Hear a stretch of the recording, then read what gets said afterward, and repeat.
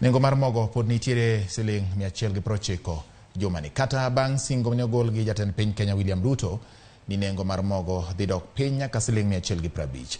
Mana kaka Edwin Okoth leronwa, biro kawo kinge buora e duoko piny pek mar ng'wenyo kuon kuom jopiny ka koro pod girito kod siso mondo mi singono ochop kare. Saa hii bei ya unga iko 170, kupitia next week itakuwa 150, tukiteremusha inakuja chini. En singo manoweyo thoth oganda kod siso. Ni ndalo dong' mana matin to ng'wenyo kuon nyalo bet mayot. Kata kamano, e juma mane singo no nego kete tim, mogo mfuka achiel mar kilo 2 pod iuso kind siling 180 nyaka siling 200, ka jogo machamo rega bende pod onge fungruok. Bech mogo gi bech cham pod tek kabisa, pesa be onge.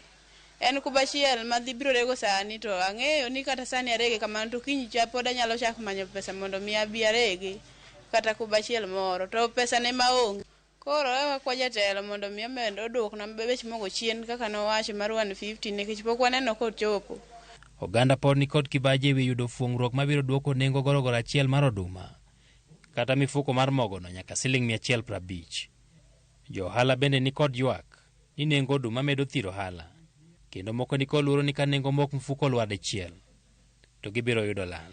Oduma pod en mana 180 kaka ne nitie cha pok odok chien. Mabiro rego kae o kaka ne girego ga chon, samoro ng'ato biro gi gorogoro 2 achiel, thoth ne gibiro gi nus nikech nengo bando ni malo, onge kaka ng'ato nyalo timo.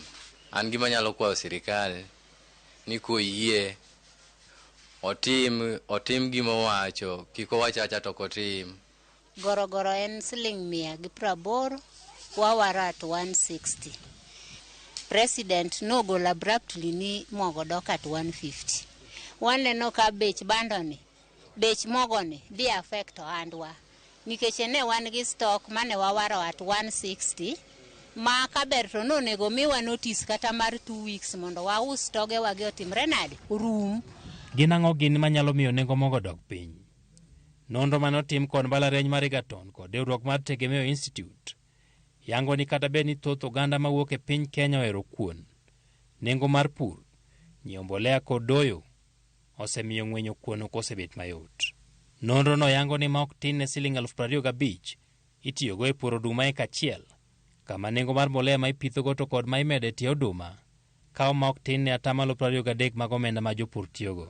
Puro, doyo kod dwaro mag kano oduma bang' gole e puodho bende medo pek ne jopur, okang' mathiro kenge mag yudo mogo e nengo man piny.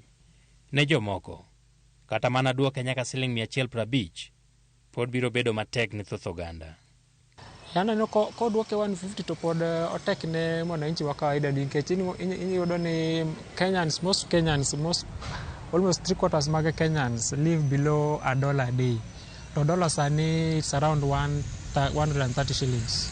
Kwa hiyo it would have been better rais oketo bech mogo e 90 kaka nowacho ndalo campaign. Nowacho ni koseketo mo mapiny ni to bech mogo dhi bedo 90. Piny owacho osebet ka duoko nengo mar mbolea piny kaka yo mar duoko piny pek mar puro oduma. Okang' ma igeno ni gikone biro keto kuon ma nengo ne ni piny e mesa.